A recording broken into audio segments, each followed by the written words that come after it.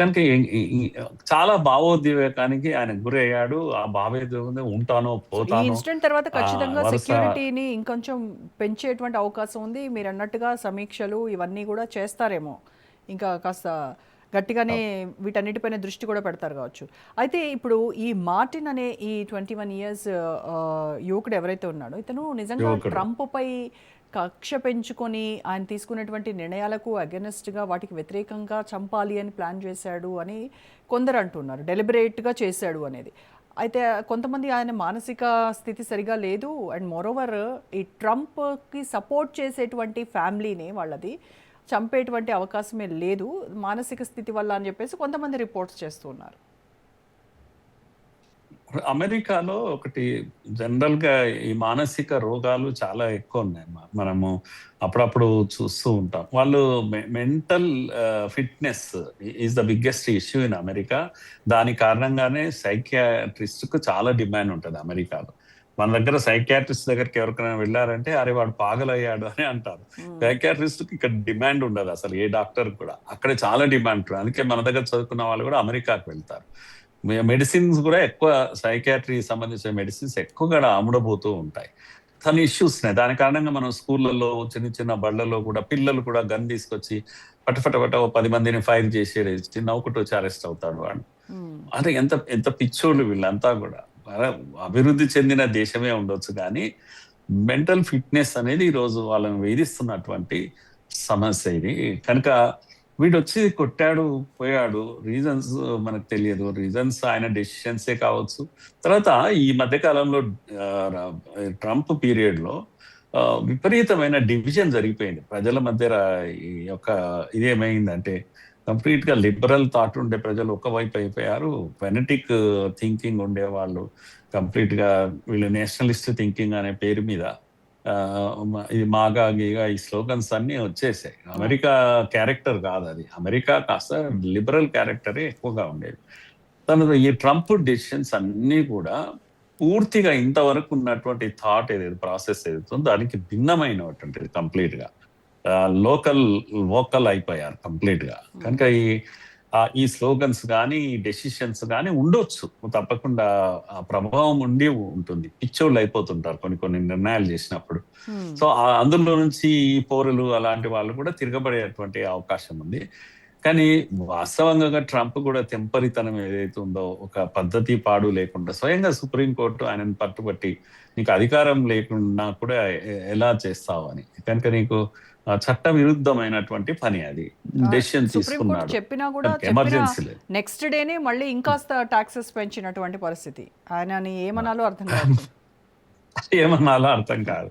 కనుక ఆయన్ని ఎవరు నియంత్రిస్తారు? ఇగో ఇలాంటి వాళ్ళు బయలుదేరుతారు. అందుకే తుపాకులు పట్టుకొని బయటకు వెళ్ళేటువంటి. మొన్న గతంలో ఓడిపోయినప్పుడు కూడా ఓడిపోయాడు ఆయన. ఎప్పుడు బిలో డిగ్నిటీ ఇది బిహేవ్ చేయకూడదు. కనుక ఆయన దానిపైనకి వెళ్ళిపోవడము, లీడ్ చేయడము, అధ్యక్ష భవనమా ఏదో దీనిపైనకి వెళ్ళిపోయారు. తర్వాత వాళ్ళ క్యాడర్ కూడా పైకి ఎక్కడం, భవనం పైకి ఎక్కడము, పిచ్చిగా చేయడం ప్రపంచం అంతా చూస్తుంది. ఏం చేస్తున్నారు మీరు? మ్యాడ్ అయిపోయారా? ఓడిపోయినంత మాత్రాన కొంప మునిగిపోతారా? ఏ అమెరికా ప్రెసిడెంట్ అలా బిహేవ్ చేయలేదు, ఇంత ఆడు బిహేవియర్ చేయలేదు. కనుక మీరు ఓడిపోతే ఓడిపోయామని ప్రజల ముందు లొంగిపోవడమే సరైంది. కానీ నేను ఓడిపోలేదు అని చెప్పేసి చెప్పడము, తిరగబడము, కార్యకర్తలను పంపించడము, ఇవన్నీ కూడా ఎక్స్ట్రీమ్ చేశాడు. కనుక ఓ రకమైన ఎక్స్ట్రీమ్ క్యారెక్టరే పర్సనాలిటీ ట్రంప్ది.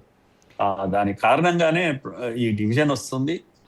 ఎక్స్ట్రీమిస్టులు కాదు కానీ ఎక్స్ట్రీమిస్ట్ ఐడియాస్ వస్తున్నాయి మనుషులకు. ఎవరు కూడా ఎక్స్ట్రీమిస్టులు కాదు కానీ ఎప్పుడైతే when you take extreme decisions, naturally people take extremist decisions, extremist thoughts వస్తాయి అందరికి కూడా. అంటే శృతి మించిన ఎక్స్ట్రీమిస్ట్ అంటే గన్నే కాదు, శృతి మించినటువంటి. అక్కడ ఇంత రాజకీయ హింస పెరుగుతూ ఉంటే ప్రజల్లో కూడా ఒక రకమైనటువంటి చర్చ మొదలైంది. అంటే గన్ కంట్రోల్ పైన డిబేట్ జరుగుతూ ఉంది, మెంటల్ హెల్త్ అవేర్నెస్ గురించి చర్చించాల్సినటువంటి అవసరం ఉంది, ఆ తర్వాత పొలిటికల్ రెటారిక్ మోడరేషన్ పైన కూడా చర్చ జరగాల్సినటువంటి అవసరం ఉంది అనేది హాట్ టాపిక్గా మారింది. హాట్ టాపిక్ మారింది. ట్రంపే దీనికి అన్నిటికీ మూలం. ప్రజలు కూడా మెల్లమెల్లగా ఒక సెక్షన్ ఆఫ్ పీపుల్ ఒక ఫ్రస్ట్రేషన్ కు గురవుతున్నటువంటి సందర్భం ఇది. అమెరికాలో ప్రపంచ దేశానికి కూడా ఆ విధమైన షాక్ ట్రీట్మెంట్ ఇవ్వడం ఆయనకు అలవాటైపోయింది. ఒక్క చెప్పిన ఒక 24 గంటలు కాకుండానే 10% కాదు నేను 15% చేస్తాను పో ఏం చేస్తావు అనేటువంటి ఆ తిరుగుబాటు ఇదంతా కూడా అమెరికా యొక్క ఏమంటాం జనరల్ ఇంప్రెషన్ అమెరికా పైన ఉండే ఇదంతా డీసెన్సీ ఇటువంటివన్నీ పోయినాయి ఒక్కసారి. అది ఆయనకు కూడా మంచిది కాదు. సరే నేను త్యాగం చేస్తాను అంటే అది వేరే విషయం, కానీ ఆ నిర్ణయం అయితే సరి అయింది కాదు. ఏది ఏమైనప్పటికీ సెక్యూరిటీ భద్రతా దళాలు మరింత అప్రమత్తం కావాల్సిందే, కాపాడుకోవాల్సిందే. ఆయన డెసిషన్స్ వేరు, అలా అయింది కనుక ఇలా అయింది అని అనలేము మనం. ఆ అవును. విధంగా ఓ మనిషి చావాలని మనం ఏం కోరుకోకూడదు. కానీ భద్రతా దళాలు ఫెయిల్యూర్ అయితే మాత్రం అది ఏమాత్రం మంచిది కాదు. ఈ రోజు అమెరికాలో అవుతుంది, రేపు ఇంకో దేశంలో అవును. అవుతారు. అమెరికా ప్రజలు కూడా ఇదే ఆందోళన చెందుతున్నారు కదా సార్. అంటే దేశాధ్యక్షుడే డేంజర్ జోన్‌లో ఉన్నాడు. ఎప్పుడు ఏమవుతుందో నాకు తెలీదు. ఎంతకాలం నేను ఉంటానో తెలీదు అని ఆయన నోటి వెంటే మాట్లాడితే, ఇంకా సామాన్యులం మరి మా పరిస్థితి ఏంటి అనేది వాళ్ళలో భయం, ఆందోళన కలగడం అనేది సహజం. తప్పకుండా కామన్ మ్యాన్ లో ఈ భయం వస్తుంది, ఈ ఆందోళన వస్తుంది. అయ్యో మా దేశ అధ్యక్షుడికే భద్రత లేదు అనేటువంటి ఇది వస్తుంది. అందుకే నాకు ఆ, మీరు చదువుతున్నప్పుడే కాదు, నా మైండ్ ముందు నుంచి దానిపైనే ఉంది. అమెరికాలో ఎందుకు అధ్యక్షులు ఇలా చేస్తారు అని నన్ను ఏం చేసేటువంటి ఆలోచింపజేసే ప్రశ్న ఎప్పుడు కూడా. లింకన్ దగ్గర ఎంత గొప్ప వ్యక్తి అవును. లింకన్, కానీ నిర్ణయం ఆయన నిర్ణయం కూడా అలాంటిదే, చాలా పెద్ద నిర్ణయం కదా. బ్లాక్స్ విషయంలో తీసుకున్న నిర్ణయం అది మొత్తం సీ చేంజ్, అసలు అమెరికాలో మార్పుకే అది మూలం. కానీ అంత గొప్ప నిర్ణయం తీసుకోవడం, ఆయన చేసిన ధైర్యం, అది మొత్తం మానవాళి యొక్క ఆలోచననే మార్చేసింది. కనుక పశువుల కన్నా హీనంగా చూసే సంస్కృతి, నల్లవాళ్లను, జాతి వివక్ష ఏదైతే ఉందో దానికి వ్యతిరేకంగా ఆయన చేసిన నిర్ణయానికి ఆయన బలైపోయాడు. బలైనా పర్వాలేదు, మానవత్వం నిలబడ్డది ఆయన యొక్క నిర్ణయం. కనుక కొన్ని అలా జరుగుతాయి. ఎందుకంటే మనుషులు అది కూడా షాక్ ట్రీట్మెంట్ అన్నట్టు. అప్పటి వరకు ఉన్న మైండ్ సెట్ ఒకలాగా ఉంది. ఇలా కలిసి ఉండాలి నలవాడితో అనేది వాడు it was beyond there imagination. అది అందుకొరకు చంపేశారు. కానీ తర్వాత గాంధీజీని కూడా చంపారు కదా. కొన్ని కొన్ని నిర్ణయాలు ఎలా ఉంటాయంటే, నువ్వు ఈ దేశాన్ని ఇంకా ఏం చేస్తావు, నువ్వు బ్రతుకుంటే ఏమన్నా ఇంకా ఎన్ని ముక్కలు చేస్తావు అన్నంత ఆక్రోశం ఇవి. కానీ గాంధీజీ మహాత్ముడు కాకుండా పోడు. కనుక ఇవి వాళ్లకు సరే, వాళ్ళ అంటే సెక్యూరిటీ ఉండదు, ఏముండదు మహాత్ముడి లాంటి వాళ్లకు. కనుక ఎవరన్నా వస్తారు, చంపేస్తారు.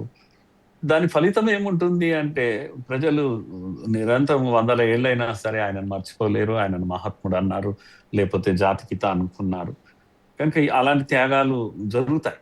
జరిగిన పర్వాలేదు, జాతికి ఒక డైరెక్షన్ దొరుకుతుంది. కానీ రాష్ట్రపతి పదవిలో ఉన్న వ్యక్తులు తమ నిర్ణయాల కారణంగా చావడం ఏదైతుందో అది సెక్యూరిటీ మ్యాటర్లో వీక్నెస్ గా కనపడుతుంది. లింకన్ కాలంలో ఇంత సెక్యూరిటీ లేకపోవచ్చు, ఇంత ఇది లేకపోవచ్చు. ఈ కాలంలో నువ్వు కాపాడుకోలేకపోతే రాష్ట్రపతిని,